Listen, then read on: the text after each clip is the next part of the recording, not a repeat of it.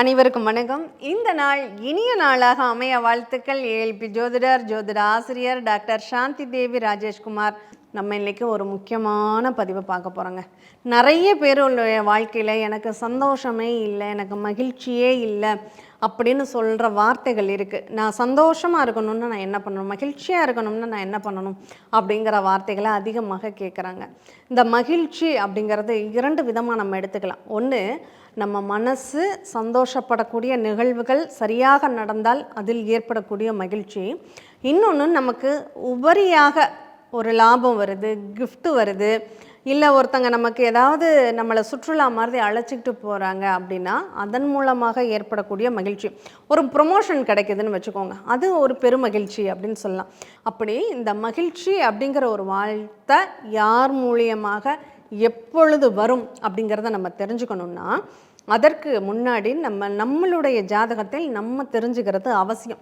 நம்ம ஜாதகத்தில் அந்த மகிழ்ச்சி அப்படின்னு சொல்லக்கூடிய 5ஆம் பாவகமும் 11ஆம் பாவகமும் நல்ல நிலையில் இருந்தால் அவங்களுக்கு மகிழ்ச்சியும் இருக்கும், பெருமகிழ்ச்சியும் இருக்கும் அப்படின்னு சொல்லலாம்.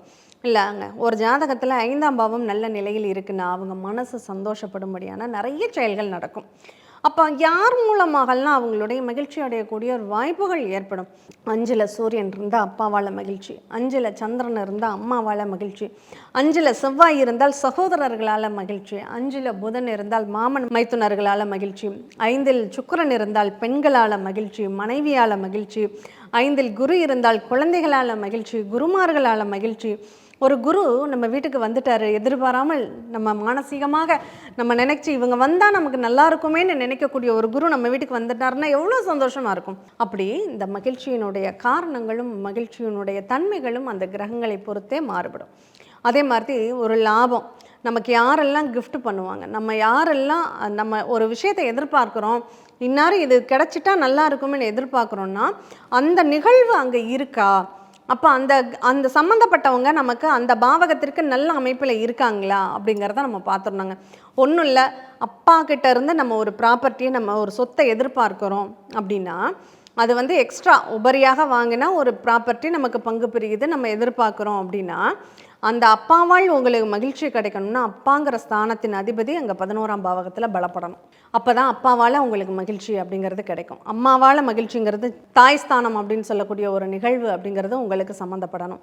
அடுத்து அங்கே சகோதரர்களால் மகிழ்ச்சிங்கிறது செவ்வாய் 11ஆம் பாவகத்தில் இருக்குது அப்படின்னா பூமியாலும் சகோதரர்களாலையும் பெருமகிழ்ச்சி அப்படிங்கிறது உண்டாகும். இப்படி அந்த மகிழ்ச்சி அப்படிங்கிற ஒரு வார்த்தை நமக்கு எங்கெல்லாம் வேலை செய்யும். அப்போ அந்த பாவகம் 11ஆம் பாவகமே நம்மளை இன்பமாகவும் சந்தோஷமாகவும் மகிழ்ச்சியாகவும் பெருமகிழ்ச்சியாகவும் வைத்துக்கொள்ளக்கூடிய ஒரு பாவகம். அதே மாதிரி மன நிம்மதியாக வைத்துக்கொள்ளக்கூடிய பாவகம் 5.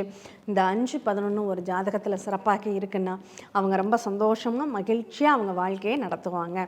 அப்போ உங்கள் ஜாதகத்தில் அப்படி இருக்காங்கிறத நீங்கள் எப்படி தெரிஞ்சுக்க முடியும்? அதுக்கு அட்சய இலக்கண பத்ததி ஜோதிடம் படிங்க. ஏன்னா அந்த மகிழ்ச்சிங்கிறது எல்லாருக்கும் லாங் டைம். இப்போ ஒரு பிறந்த ஜாதகத்தில் 5ஆம் பாவம் நல்லா இருக்குன்னா அவங்க வாழ்நாள் பூரா மகிழ்ச்சியாக இருந்துருவாங்க. 11ஆம் பாவம் நல்லா இருந்தால் அவங்க வாழ்நாள் பூரா மகிழ்ச்சியாக இருந்துருவாங்கன்னு சொல்ல முடியுமா? மனிதனாக பிறந்தால் அந்த மகிழ்ச்சியும் சந்தோஷமும் இன்பமும் துன்பமும் இருந்துக்கிட்டு தான் இருக்கும். எப்பெல்லாம் எனக்கு துன்பம் வரும், எப்பெல்லாம் இன்பம் வரும், நான் எப்பெல்லாம் சந்தோஷமாக இருப்பேங்கிறத நான் புரிஞ்சுக்கணுன்னா அதற்கு அட்சய இலக்கண பத்ததி ஜோதிடம் படிங்க. உங்களாலையும் அதிக நாட்கள்லாம் இல்லைங்க, ஜோதிடம்னா அது பெரிய சப்ஜெக்டாக ரொம்ப லாங் டைம்லலாம் படிக்கணும் அப்படின்லாம் நினைக்காதீங்க. வெறும் 15 நாளில் உங்கள் ஜாதகத்தை நீங்கள் தெரிஞ்சுக்க முடியும்.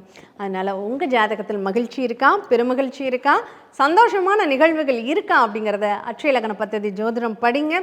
உங்கள் வாழ்க்கையில் சந்தோஷமான வாழ்க்கையாக மாறும். மீண்டும் இணையதொரு நிகழ்வில் சந்திப்போம். நன்றி, வணக்கம்.